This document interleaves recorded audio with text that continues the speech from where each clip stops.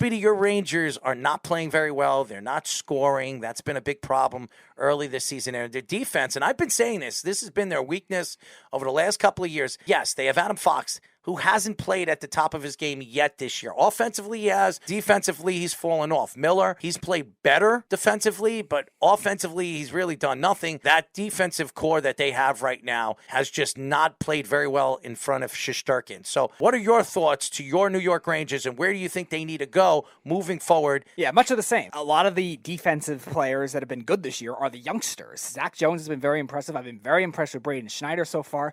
Keandre Miller was very good the first 4 games. Kind of leveled out a little bit recently. But yeah, Adam Fox defensively is a little down this year. Offensively, still doing very well. 10 points already on the year. 7 assists, 3 goals, which even in his Norris Trophy season only had 5 goals. So that's an interesting start. But Ryan Lindgren, his line mate, definitely has not looked the same this year. He was one of the best breakthrough candidates for the Rangers last year. Had a very good season with both hits and block shots. Good positioning. And he's been down this year. It's been fighting some injury, but still, even when he's been on the ice, has not been the same too.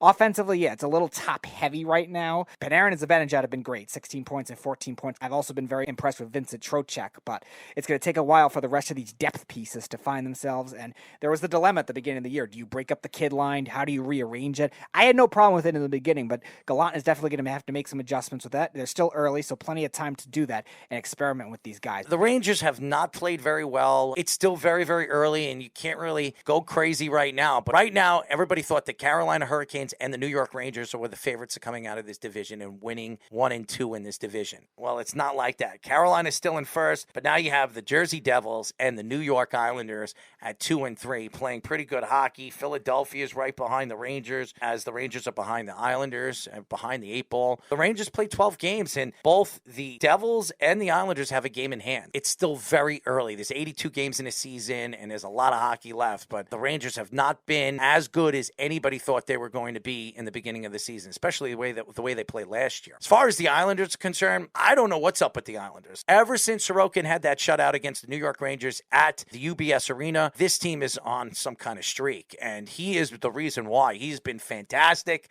He's kept this team into the games against some of the best teams in the NHL. Maybe not right now, but over the last couple of years. Varlamov beat Colorado. Sorokin beat Carolina a couple of days ago. They beat a very hot Chicago Blackhawks team and a very poor right now St. Louis Blues team. They're playing great hockey. Really fun to watch. If you're an Islander fan, you should be very excited. They're scoring goals by the clip. Everybody thought that Lou Lamoriello didn't make any moves in the offseason for scoring or any of that. They missed out on 2 really big players offensively. It didn't really hurt them because right now they lead in the Metropolitan Division in goals scored. And they're tied in their division, the least amount of goals that they've given up. So they're playing great hockey offensively, defensively. Their plus minus is plus 14. It's crazy. Lambert's a new coach. This is a guy that has no experience as a head coach in this league. Barry Trotz is assistant coach, and this is his first opportunity as head coach, and he's doing a phenomenal job right now. The Islanders are playing just great hockey from top to bottom. Their lines are scoring. Everything is working right now. We'll see if they can keep it up and they start pulling away in that division. But there's a lot of people that had doubt that this team was going to be a good team this year. I told people, this is the team that was favorite to win the Stanley Cup last year. The same team. This team's even better with Romanov. What did they lose? Chara in the offseason? They added a young defenseman in Romanov who hits and does everything you ask him to do. They're getting timely scoring from Wallstrom and Anders Lee and Brock Nelson. And the only person that hasn't scored on this team so far is their superstar, Mathew Barzal, who has 11 assists. Unbelievable when it comes to passing. He's just not thinking shoot first. He's thinking pass first. But hopefully he gets on top of the board and starts putting the puck in the net. But this team is playing fantastic, and it has a lot to do with goaltending. And I've told everybody this over and over again. I think Barry Trotz lost his job in the offseason because he didn't play Sorokin enough. This guy is the future of this organization. This is the guy that you can ride on his shoulders when it comes to the playoffs. They're going to have to lean on this kid when it comes down to the playoffs. He's been fantastic. Really has been, Speedy. Yep. And we were saying that he was going to be a award finalist last 100%. year if he got the volume of games. 100%. He just didn't get enough games. He will this year. He will this year. So far, he's played 8 games. Varlamov has played 3. So that's the split you Figure want. this one out. When was the last time you could remember that 2 New York teams have top-end goaltenders. Well, yeah, because the Islanders had a drought of it for a while. So. Forever. I mean, if you want to count the Devils, I guess in that Brodeur and Lundqvist, but beyond that, no, because that would have been Billy Smith and Van Beesbrook then at that point. The other thing that I think that is a big key is Lane Lambert is getting the best out of the streaky fringe goal scorers of the veteran guys. Brock Nelson, 5 goals, 8 assists already. Beauvillier had a horrible year last year, 3 goals, 4 assists already. Bailey, 3 goals already on the Paul season. Murray scoring now, finally. He had the 2 goals against the Rangers and now got hot. He scored against St. Louis the other night. He's starting to score. They're getting timely scoring. And Oliver Wahlstrom, we all knew how good Oliver Wahlstrom was. And now they put him with Barzal. And now playing with a masterful passer like he is, it's making Oliver a little bit better. And he's transitioning into that goal scorer that the Islanders thought they had when they drafted him. Right. And the other guy, too, leading the team in goals right now is Anders Lee. He has 6 goals, 6 assists. He had a down year last year because he was just coming off the injury. Definitely impacted his game. But now looks like he's back to that form that he had when he had the 30-goal season, 12 points. And all the plus minuses have been very strong for the Islanders. There's only 2 guys total in negatives right now. They have the best defense in the NHL. They have the best 3-pairing defensemen in the NHL. From top to bottom, Romanov and Dobson, who I believe he's going to be up for Defensive Player of the Year. He is having a fantastic season. Defensively, I told everybody this guy was going to turn into a star. Pellick and Pulak, their plus-minus is over 5. I mean, Mayfield, Aho's been good. They're just fun to watch. And the Islanders, they're only going to get better. And when you have a goaltender this good, and the way he is playing right now,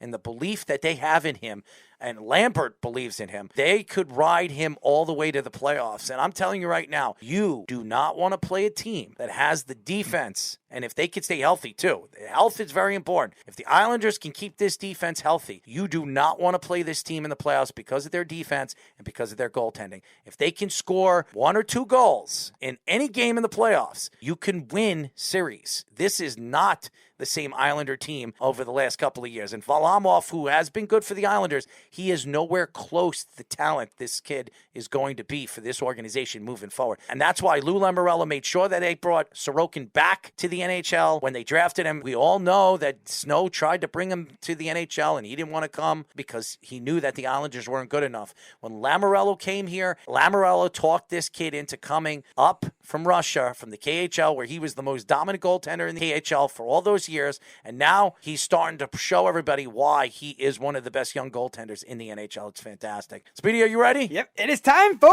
Crunch Time! It's time for Crunch Time. Read the tackle. Got to see the pitch.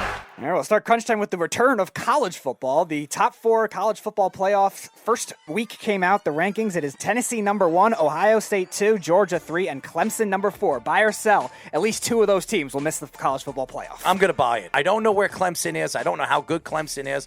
And is Tennessee as good as everybody thinks they are? Yes, they beat Alabama. Yes, they're undefeated and they're playing as well as they are, but are they going to stay undefeated? I think one of these teams are going to be very, very surprised as they get closer to the ball games. I'm going to sell it because I do think the Tennessee-Georgia scenario is very obtainable as long as one team doesn't get swept. Georgia beats Tennessee this week, but I think that if they play in the SEC championship game again, I don't think Tennessee loses again. Georgia will be undefeated. I think they'll split with each other and both get in. I definitely think Ohio State gets in. Clemson, I don't believe should have been number 4. I thought TCU should have been number 4. I don't think they're going to make it anyway. I think it'll be either them or probably Michigan, something like that. But I'm going to sell it because I think that the scenario is good for Tennessee because they don't have any money hard games left. All right, buy or sell. Sauce Gardner will hold Stephon Diggs under 100 yards. 100%. This is coming from a Jet fan, yes, but he leads the league for corners in almost every statistic in the NFL at his position. He is the best corner right now in the NFL in the first 9 games, and absolutely, Diggs has not played a big man who can run with him as good as Gardner. I absolutely believe he will keep Diggs under 100 yards. Yeah, I'll buy it. I think it'll be something in the 80 range, but I do think he'll end up doing it because I think the game plan for the Bills is going to be He won't even get close to 80. I think he'll end up getting a lot more with Josh Allen rushing in this game. The Robert Saleh's defense had trouble with that in the past. I think the running backs are going to be a little more interval in the slot guys. I don't think it'll be as much Stephon Diggs. He'll have some good catches, good routes, but I don't think he'll have 100 yards like we've seen all season long. So I am going to buy it. Agree with you on that. Buy or sell. Sean Marks will be fired within the next month. I'm going to sell that. I don't think in the next month, but I do believe he's going to be fired at the end of the year, so I'm going to sell it. Yeah, I'm thinking the same way. I'm going to sell it too. I think he'll be fired at the end of the year. It's just like too much all at once that's happening. Who knows what the next end of drama will be, but yeah, I'll sell it as well. All right, buy or sell. Either the Mets or the Yankees will end up with Carlos Correa in the offseason.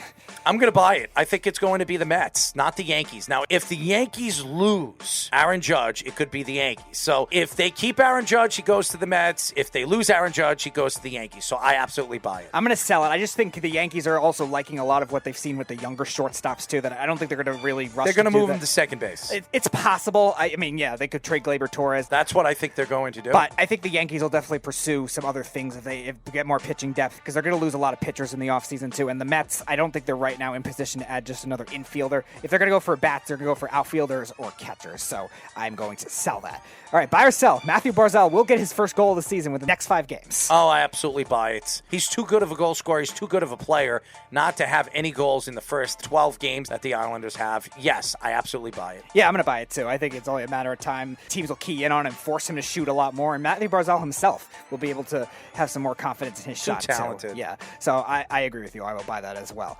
All right, buy or sell. Both Geno Smith and Kyler Murray will have 200-plus pass yards and 40-plus rush yards. I buy it. I think both players are great running quarterbacks. They can throw the ball. I think they're both will have enough to throw the ball with DK Metcalf and Tyler Lockett. And then obviously on the other side, Hopkins over there and the weapons that they have over there with the Arizona Cardinals. So you absolutely buy all of that you said. I am going to sell it. I actually think Kyler Murray will have the rushing yards. Geno Smith won't. And Geno Smith will have the passing yards, and Kyler Murray won't, because I think the Seahawks secondary... Geno's run the ball pretty well. But I think the Cardinals' defensive scheme, the way it's an outside rushing scheme, is good to contain that kind of thing. I think Walker runs the ball well on the outside, but I don't know if Geno Smith does as well. They'll get more through the air, and Kyler Murray will get a lot on the ground. So I'm going to flip-flop it. I am going to sell it. One more college football one. LSU covers minus 13.5 at home against Alabama. I think they cover, but I still think they lose. So I'll buy that, but they're going to lose. Yeah, I'll buy it too, because Alabama's defense has been very suspect recently as well. Even a lot of the games, even before the Tennessee game, they weren't playing as well as their generational defense was supposed to be this year. And by the way, Alabama makes the Final Four. So you're thinking that Tennessee gets knocked out from Alabama? I think Tennessee is going to be knocked out by Georgia. Well, yeah, Alabama will move up into the top 4, and